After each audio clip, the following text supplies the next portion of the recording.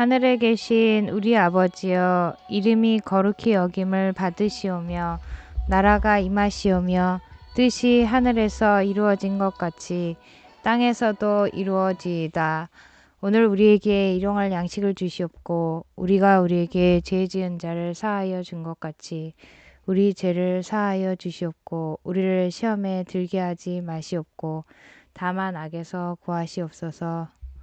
나라와 권세와 영광이 아버지께 영원히 있사옵나이다. 아멘.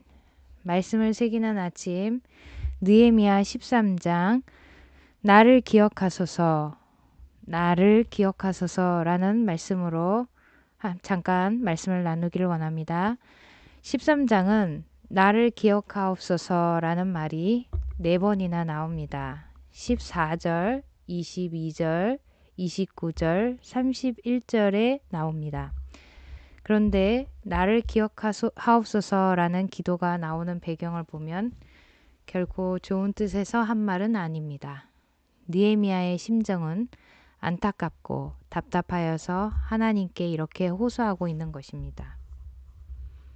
아무도 하나님의 뜻대로 살려고 하지 않을 때 자기만 생각하지 하나님의 나라, 하나님의 뜻, 하나님의 이름에 대한 관심이 없는 사람들을 보면서 얼마나 가슴 답답했겠습니까? 나만 남겨진 사람처럼 느껴질 때 이 심정이 바로 느헤미야의 마음입니다. 느헤미야는 12장에서 성벽 봉헌식을 하나님께 드렸습니다. 그 후에 페르시아 왕 아닥사스다에게 한 약속을 지키기 위해서 잠시 동안 페르시아로 돌아갔습니다. 6절에 그때에는 내가 예루살렘에 있지 아니하였느니라고 말씀하고 있습니다. 그 후에 느헤미야는 왕에게 6절 내가 왕에게 나아갔다가 며칠 후에 왕에게 말미를 청하고 예루살렘에 와보니 이것이 어찌된 일입니까? 완전히 개혁 이전 상태로 되돌아가 있는 것이 아닙니까? 어떻게 느헤미야가 없다고 해서 이렇게 바로 이전 상태로 돌아갈 수 있었을까요? 그럼 에스라는 무엇을 하고 있었던 걸까요? 아쉽게도 그때 에스라는 소임을 다하고 소천하신 걸로 역사에 기록되어 있습니다. 영적 지도자의 부재가 얼마나 큰지를 알 수 있습니다. 그래서 느헤미야는 14절 내 하나님의 전과 그 모든 직무를 위하여 내가 행한 선한 일을 도말하지 마옵소서 하고 호소하고 있는 것입니다. 도말하지 마옵소서라는 말씀은 이제까지 행한 선한 일이 헛수고가 되지 않게 해달라는 호소인 것입니다. 13장의 제목은 14절 내 하나님이여 이 일로 말미암아 나를 기억하옵소서라고 하는 나를 기억하옵소서라는 제목입니다. 1절에서 9절 먼저 문단을 나눠보면 1절에서 9절 교회의 거룩함을 지키는 문제, 10절에서 14절 물질 생활에서의 거룩함을 지키는 문제, 15절에서 22절 경제 생활과 안식일에 있어서 거룩함을 지키는 문제, 23절에서 27절 결혼 관계에서의 거룩함을 지키는 문제, 28절에서 31절 성직에서도 거룩함을 지키는 문제, 이렇게 내용을 구성하고 있습니다. 좀 더 자세히 1절에서 9절 들어가 보도록 하겠습니다. 교회의 거룩함을 지키는 문제는 언제나 중요합니다. 암몬 사람 도비아는 산발락과 함께 예루살렘 성벽 재건을 앞장서서 반대하던 인물이었지만 4절에서 5절 분별력이 없는 유대의 대제사장 엘리야십과 암몬 사람 도비아가 밀접한 관계를 맺고 있었습니다. 대제사장 엘리야십은 첫 번째 귀환할 때의 대제사장인 예수아의 손자입니다. 그리고 이 엘리야십은 아몬 사람 도비아와 사돈 관계까지 포함하여서 굉장히 밀접한 관계를 맺고 있었습니다. 오늘 우리도 예수 그리스도를 내쫓아 버리고 암몬 사람 도비아에게 방을 제공하듯 예수님을 닮지 않고 세상 사람과 같은 삶을 살고 있지는 않은지 돌아보아야 합니다. 이 일은 오늘날로 말하면 성전이 되시고 제물이 되시는 예수 그리스도를 버린 것입니다.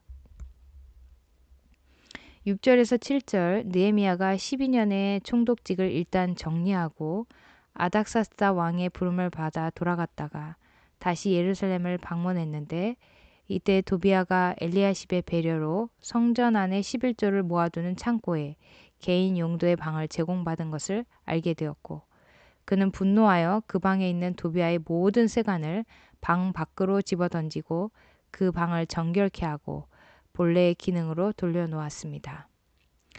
느헤미야의 이 행동은 예수께서 성전을 정결케 하시던 일을 연상하게 합니다. 이 행위 역시 하나님의 말씀에 기초한 것임을 성경은 보여줍니다.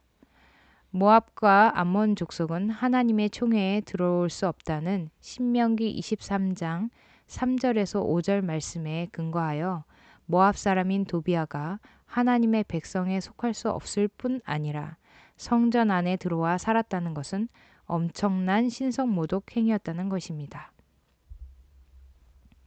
10절에서 14절을 보도록 하겠습니다. 물질 생활에서의 거룩함을 지키는 문제도 중요합니다. 10절에 느헤미야가 보니 레위 사람들이 먹고 사는 것이 힘들어서 다 자기 밭으로 도망하여 세속일로 돌아가서 11절 성전 일을 제대로 할 사람이 없는 것을 보았습니다. 그 이유는 백성들이 시작했던 11조를 계속해서 신실하게 드리지 않았기 때문입니다. 그래서 11절에서 13절 느헤미야는 모든 민장들, 지도자들을 불러 그들을 꾸짖어 책임을 묻고 충성된 사람들을 세워 11조를 다시 백성들이 하게 하고 그것을 레위 사람들에게 잘 분배될 수 있도록 일을 맡겼습니다. 14절에 내 하나님이여 이 일로 말미암아 나를 기억하옵소서 라고 말씀하고 있습니다. 확립된 영적 질서는 계속해서 백성들의 헌신에 의해서 유지되어야만 합니다. 한 번 받은 은혜로 모든 것이 영원히 해결되지 않습니다. 우리는 매일 은혜가 필요한 존재들입니다. 또한 물질 생활에서의 거룩함을 지키는 것은 내가 가지고 있는 재물, 돈이 내 것이 아니라 하나님의 것이며 하나님께서 원하시는 용도로 사용되어야 한다는 하나님의 주권과 나의 청지기직을 인정하는 것에서 시작합니다. 15절에서 22절 보겠습니다. 경제생활과 안식일에 있어서도 거룩함을 지키는 일이 요구됩니다. 15절에서 16절 언약을 맺은 지 얼마 되지도 않았는데 이스라엘 백성들은 안식일에 일을 하고 이방인들과 장사와 교역을 하면서 이방 신상들을 들여놓기 시작하였습니다. 이에 느헤미야는 15절에 그들에게 경고하고 17절에 모든 귀인들을 꾸짖어 그들의 책임을 물었습니다. 그리고는 21절 안식일 저녁이 되기 전에 성문을 닫고 출입하지 못하게 하여 안식일이 지나기까지 그렇게 하였습니다. 그러자 안식일의 틈을 보면서 성문 밖에 잠자는 자들이 있어서 그들도 쫓아내고 안식일 규례를 다시 확립합니다. 사람들은 다시 안식일을 망각하게 된 것입니다. 이것은 안식의 주인 되시는 예수 그리스도를 대망하는 믿음이 상실되었음을 뜻합니다. 소망이 없는 백성들에게 참된 안식을 주실 예수 그리스도를 기다리지 못하게 하고 자기 이익을 위해 살아가는 것입니다. 또 안식일 규정은 경제 생활에서 하나님의 주권과 베푸시는 은혜를 신뢰하라는 명령이며 그날을 구별하여 하나님을 섬기는 일에 드리라는 것입니다. 우리가 구체적으로 이렇게 하나님을 섬기는 일에 떼어넣는 시간이 과연 충분한가 스스로 질문해 보아야 합니다. 일주일에 우리가 하나님께 드리는 시간은 얼마나 됩니까? 주일로 구별한 날 중에서도 우리는 시간의 인색함을 가지고 나아가는 것은 아닌지요. 23절에서 27절 결혼 관계에서의 거룩도 중요합니다. 언약의 내용에 있던 것 중에서 결혼 관계에서 거룩함을 지키겠다는 내용이 있었지만 그들은 시간이 흐르면서 자연스레 이방인들을 며느리로 사위로 삼기 시작하였습니다. 이방인 여인과 결혼한 경우에 생기는 문제는 24절에 자녀들이 유다 말을 하지 못하고 어머니의 방언 아스돗이나 모압이나 암몬 방언을 한다는 것이었습니다. 느헤미야는 25절에 그들을 책망하고 저주까지 하면서 대표적으로 두어 사람을 잡아 때리고 그 머리털을 뽑고 거룩을 지키겠다는 맹세를 하게 하였습니다. 느헤미야가 이렇게 과격하게 할 수 있었던 의미는 총독의 직을 가지고 있었기 때문입니다.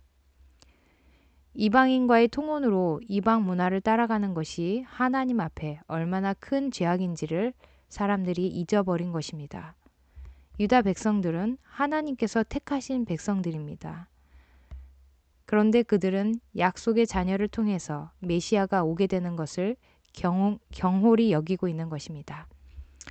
이것은 노아의 시대부터 오늘날까지 심각한 문제가 되어 왔습니다. 당사자들인 젊은이들은 그렇다 치고 믿는 부모들도 신앙을 결혼의 결정적 기준으로 중요하게 여기지 않는 것은 어떻게 이해해야 하겠습니까? 이것이 바로 타락입니다. 지금 이 시대에 하나님께서 주신 명령은 수평적으로는 세계복음하여 수직적으로는 신앙 보전과 계승입니다. 그러나 그것에 순종하지 못하고 이 세상 풍조와 문화에 빠져 있지는 않습니까? 28절에서 31절을 보겠습니다. 성직에서 거룩을 지켜야 합니다.